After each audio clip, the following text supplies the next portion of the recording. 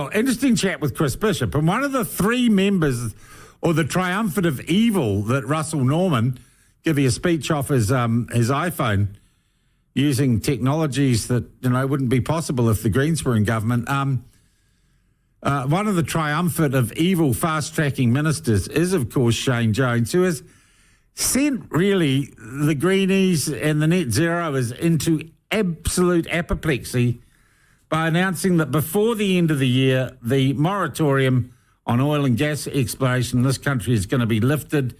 He will introduce legislation to the House and get it through. Oh, they're losing their minds.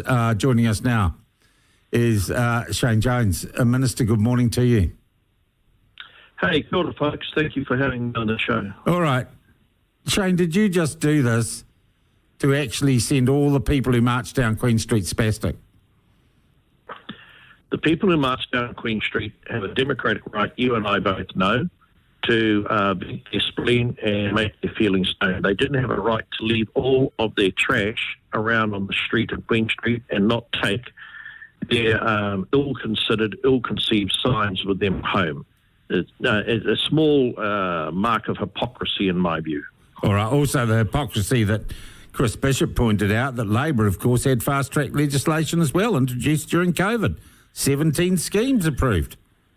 Yeah, I mean, the reality is Chris is doing a great job as our steward, moving the legislation forward. It's in the select committee. There'll be various changes and refinements. But look, Kiwis have got a deeper question to ask themselves. Do you want to stand up and fight for the legacy that defines us as a first world nation, or are you going to surrender to this hypnotic-like trance-like behaviour that we're seeing from the Green Party, that we don't need oil, we don't need gas, we don't need industry, we don't need manufacturing. We'll all get along with each other by sharing unicorn kisses. I resent that mentality, and it's about the time that people joined with me and our government to overwhelm that falsehood. All right. Now, I just want to clarify. So the fast-track legislation is separate from this lifting of the moratorium, right? They're two different pieces of legislation, two different bits of work.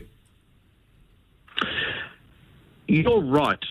I could have tie-hoed and done the announcement at some other obscure point in time. But it was a deliberate decision so that Kiwis can contrast. Do you want to be led by the lotus eaters, or do you want a hard-headed, economically pragmatic view? Our country is a Garden of Eden. We're not living in a climatic purgatory put around by the Green Sisterhood. And Kiwis have got a clear choice over the last 72 hours. Which way do you want to turn? Yeah. Minister, does the urgency with this, as well as that, the political context that you've made this announcement in, do we have companies here and overseas that want to get back to oil and gas prospecting and are keen to go? Is demand, if you like, for a new regulatory or legislative environment driving this in some ways? Boy, you put your finger on the pulse there. How do we overcome the damage done to our sovereign risk profile? When Megan Woods, a lot of these decisions, whilst Jacinda announced them, they were driven by Megan Woods, the worst energy minister in Western civilization. Destroyed the refinery, decided to stand aside and basically undermine what's left of the oil and gas industry, but close her eyes when Indonesian coal comes in as a replacement. The urgency related to these reforms pertains to the fact that unless we can secure ongoing coal, ongoing gas, there's too much inconsistency in our energy system. We will deindustrialise, we'll lose manufacturing, and the lights will inevitably go off. Therein lies the urgency. Secondly, it's a big task to convince domestic investors and international investors they should recommit in the absence of guaranteed demand contracts. They can supply the gas, but who is going to buy it? And can we guarantee that a contract can be in place between industry and between new investors so that we have access to gas, they can justify their commitment and they can justify their investment from now to 2050. We're going to need gas, mate, until at least 2050. Are our supplies also running low? The reason that they're running low is because investment shriveled up.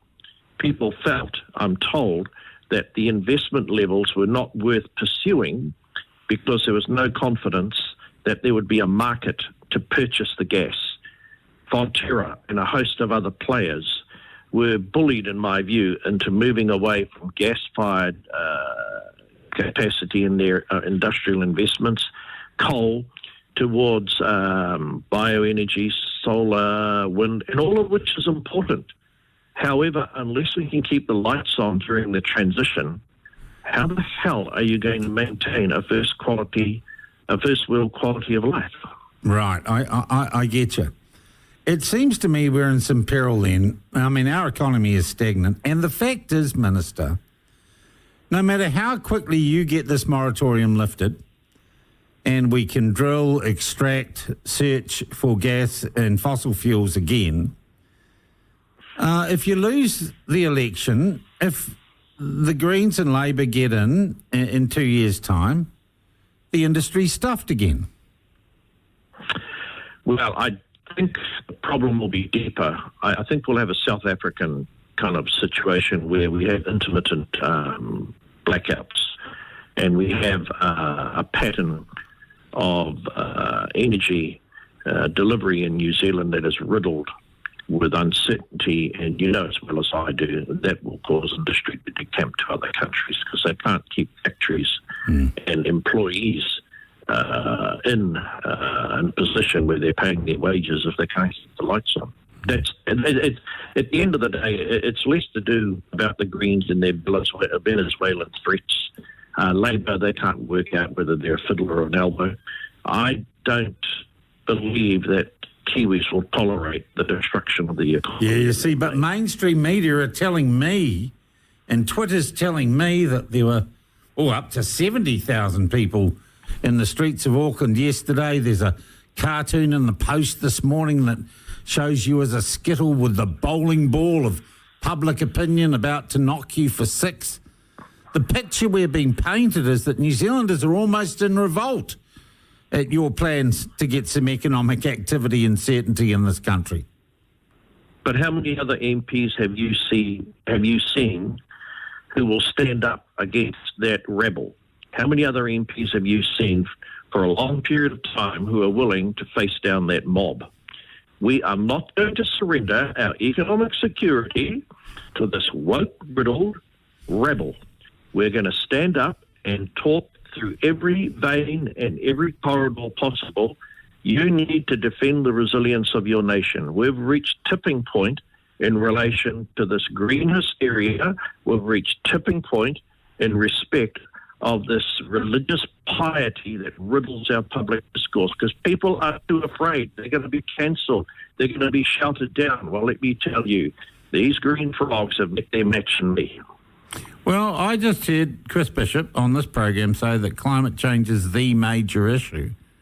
Are you saying it's not, Shane? Are you saying the cult of climate change is coming to an end?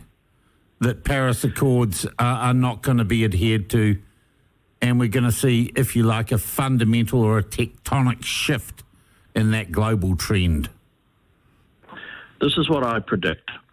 As the full economic costs are brought to bear on who's going to fund the transition, how we can maintain public confidence in this transition, then people will stand up for what is hurting their back, their front, their hip pocket.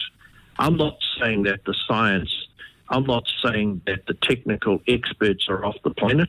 I'm saying who's going to pay for it? How are you going to pay for it? Who's going to meet the costs?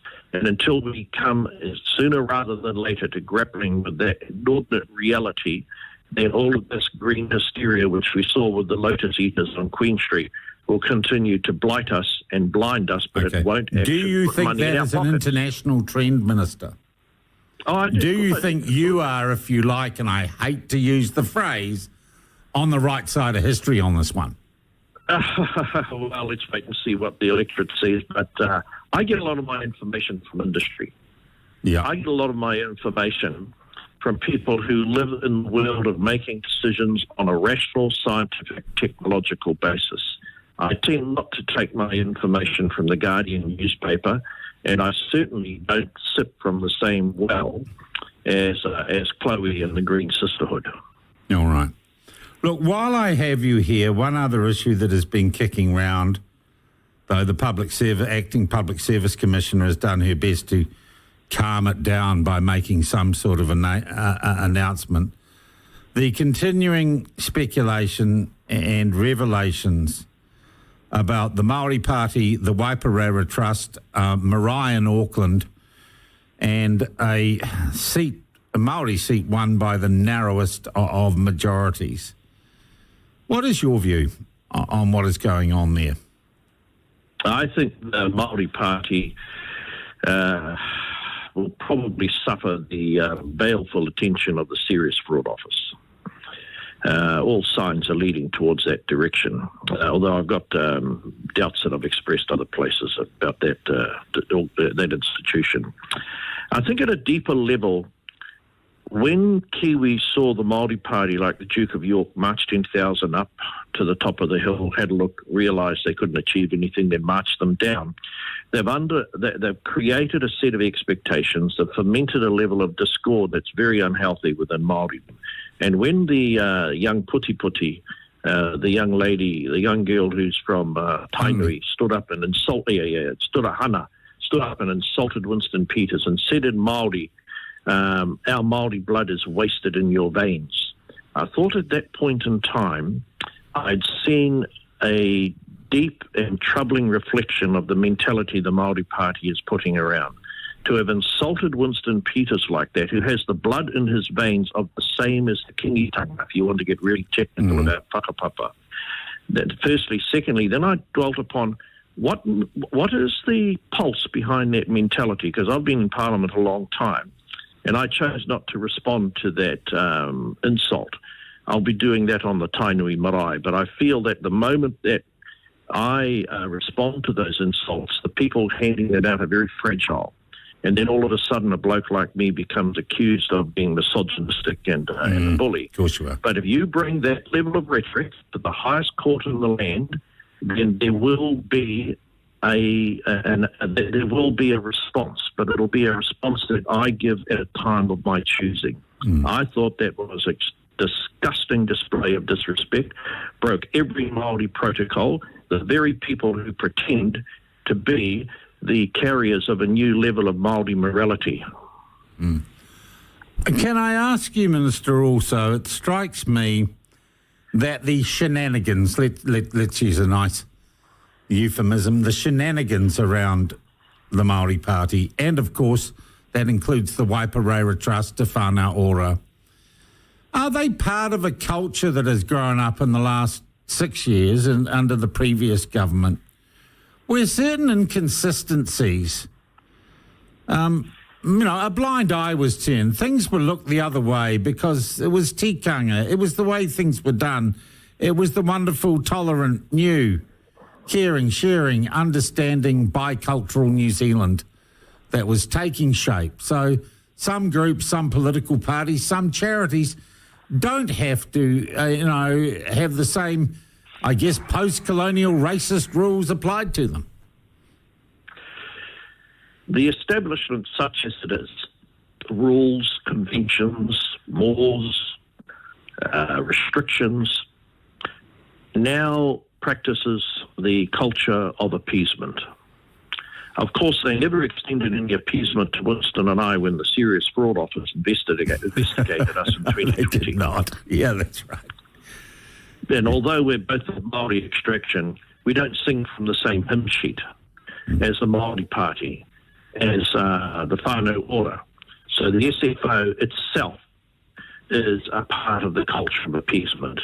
And that sadly has stretched right into the court system. If that wasn't the case, why are we making decisions about extracting iron sands off the coast of Taranaki on the basis of Te Hunga Māori, whilst a couple of hundred k's up the road for the last 40 years, a Māori-owned trust has been extracting iron sands and then transporting those iron sands onto a ship off the coast of the very same west coast?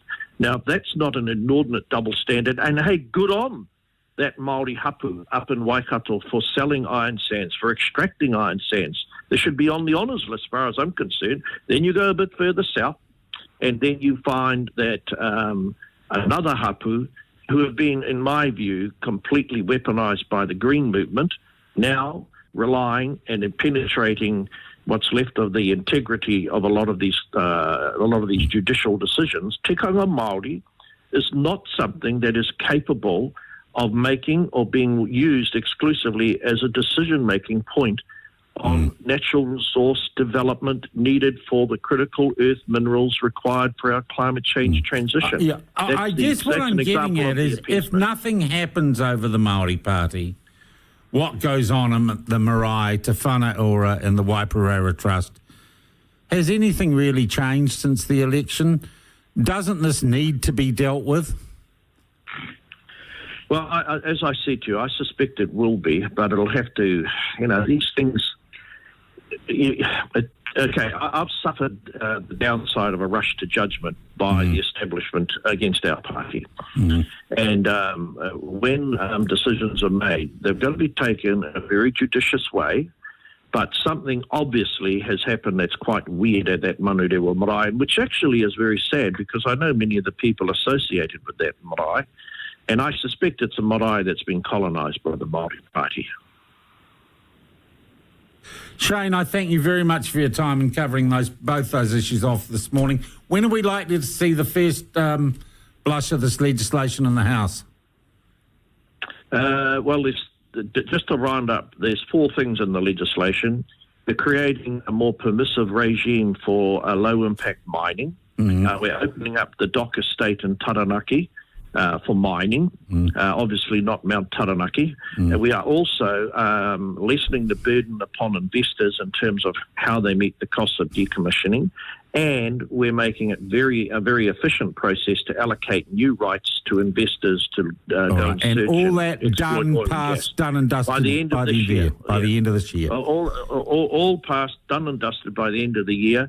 And then have a international foray to convince people that we are not Venezuela, despite the best efforts of the Lotus Eaters led by Russell Norman.